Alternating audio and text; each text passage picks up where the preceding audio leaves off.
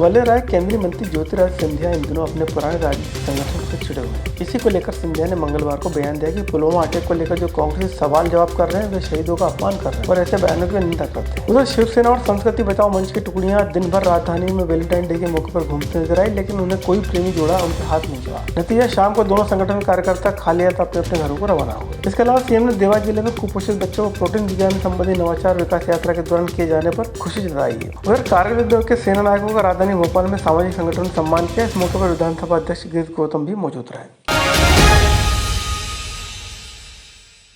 केंद्रीय नागरिक उड्डयन मंत्री ज्योतिरादित्य सिंधिया ने एक बार फिर से कांग्रेस पर निशाना साधा। उन्होंने कहा कि जो लोग पुलवामा अटैक को लेकर सवाल जवाब कर रहे हैं और हमारे जवानों की शहादत का सम्मान नहीं करते, ऐसे लोगों की जितनी निंदा की जाए उतनी कम। उन्होंने कहा कि हमारे जवानों ने अपने शरीर की एक एक बूंद देश की सेवा में बलिदान के रूप में न्यौछावर कर दिए। ऐसे में जो लोग भारत जोड़ने की बात करते हैं वही लोग ऐसे अगर सवाल उठाएंगे तो ये बेहद हास्यास्पद। उन्होंने कहा कि कांग्रेस की कथनी और करनी के बारे में प्रदेश के आम लोग भली भांति जान चुके हैं। देखिए, कांग्रेस की रणनीति, उनकी सोच, उनकी विचारधारा आज जन जन मध्य प्रदेश में जान चुकी है।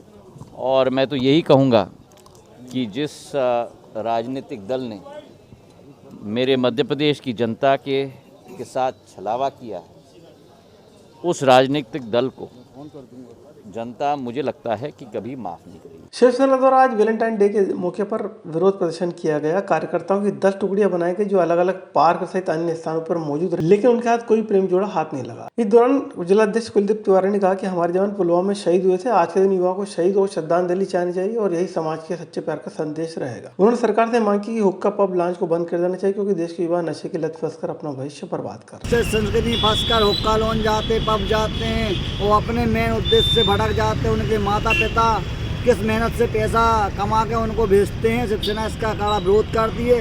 हमारे पुलवामा में जवान शहीद हुए थे, जिनकी वजह से आज हम सुरक्षित हैं। हम चाहते हैं कि सभी युवा जवानों को श्रद्धांजलि अर्पित करें और आज के दिन को मातृत्व दिवस के रूप में। उधर वैलेंटाइन डे के मौके पर भोपाल में हिंदुवादी संगठनों का कड़ा पहरा रहा। सुबह से ही अलग अलग संगठनों की टीमें भोपाल के समस्त पिकनिक स्पॉट के साथ पार्क और होटल रेस्टोरेंट पर कड़ी नजर बनाए। शहर के संस्कृति बचाओ मंच ने 12 टीमों का गठन किया, जो आज के दिन विशेष चौकसी बरतता रहा। संस्कृति बचाओ मंच की 12 टीमें अलग अलग पार्क और पिकनिक स्पॉट पहुंचे, लेकिन उन्हें कहीं भी प्रेमी जोड़ा हाथ नहीं आया। ऐसी स्थिति में देर शाम सभी लोग अपने अपने घर लौट गए। इस दौरान संस्कृति बचाओ मंच के अध्यक्ष चंद्रशेखर तिवारी ने आह्वान किया कि वैलेंटाइन डे के दिन ही पुलवामा हमला हुआ था, इसलिए आज दिन युवा वैलेंटाइन डे का बहिष्कार करें। हम पाश्चात्य संस्कृति को दरकिनार करते हुए शहीदों को श्रद्धांजलि दें।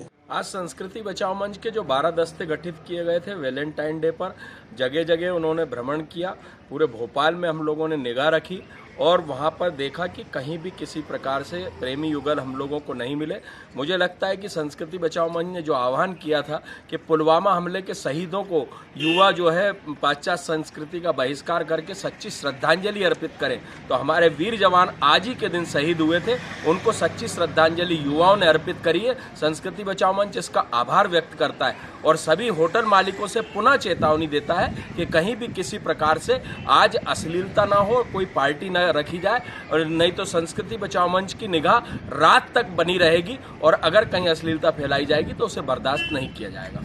अब तक सरकार की विकास यात्रा में 16,318 लोकार्पण हो चुके हैं, 12,586 भूमि पूजन और शिलान्यास हो चुके हैं और सैकड़ों करोड़ रुपए की राशि से लगातार अलग अलग विधानसभा विकास के कार्य जारी। शिवराज ने कहा कि जैसा मैंने बताया कि विकास यात्राएं समाज को जोड़ रही हैं, बहुआयामी और अनेक रचनात्मक कार्य विकास यात्रा के दौरान हो रहे हैं। इस दौरान सीएम ने देवास में नवाचार की चर्चा करते हुए कहा कि कलेक्टर, प्रशासन, जनप्रतिनिधियों ने मिलकर इस अभियान को चलाया। जो बच्चे अंडरवेट थे या कुपोषित थे, ऐसे बच्चों को खुशियों की टोकरी दी जा रही है। इनमें प्रोटीनेक्स पाउडर, मल्टीविटामिन सिरप और भुने हुए चने, तिल और लड्डू के दिए जा रहे हैं। और सैकड़ों करोड़ों रुपए की राशि से लगातार अलग अलग विधानसभाओं में विकास के कार्य जारी है। और जैसा मैंने बताया कि विकास यात्राएं समाज को जोड़ रही है, बहुआयामी है और अनेकों रचनात्मक कार्य भी विकास यात्राओं के दौरान हो रहे हैं। आज मैं एक नवाचार की चर्चा करूंगा। देवास जिले में एक अभियान चलाया है। जिला प्रशासन ने, कलेक्टर, जनप्रतिनिधियों ने मिलके बच्चों को जिनके जो अंडरवेट हैं या कुपोषित हैं, ऐसे बच्चों को खुशियों की टोकरी दी जा रही है। इसमें protein x powder, multivitamin syrup, भुने हुए चने, तिल के लड्डू दिए जा रहे हैं और योजनाओं का लाभ तो मिल ही रहा है।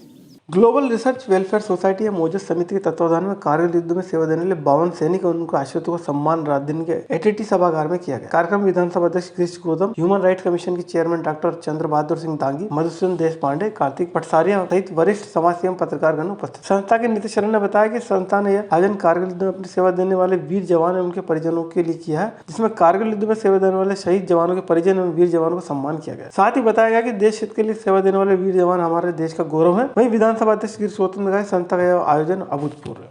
नहीं, ये बहुत अच्छा प्रयास है और इससे बेहतर प्रयास क्या हो सकता है कि हमारे नौजवान होते बच्चों को भी अवसर मिलेगा, शोध का तमाम सारी बातें होंगी और इसलिए इसको मैं ये मानता हूँ कि बड़ा महत्वपूर्ण है कि हमारे कारगिल के शहीदों का, हमारे संसद में होने वाले शहीदों को, उनके परिजनों का सम्मान करने का अवसर है।